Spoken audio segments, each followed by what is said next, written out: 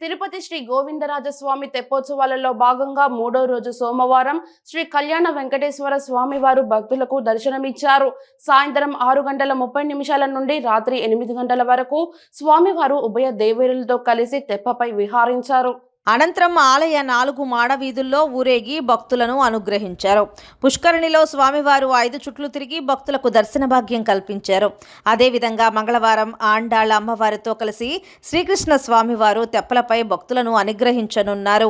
ఈ సందర్భంగా టీడీపీ హిందూ ధర్మ ప్రచార పరిషత్ అన్నమాచార్య ప్రాజెక్టు ఆధ్వర్యంలో భజనలు, హరికథ, సంగీత కార్యక్రమాలు నిర్వహించారు.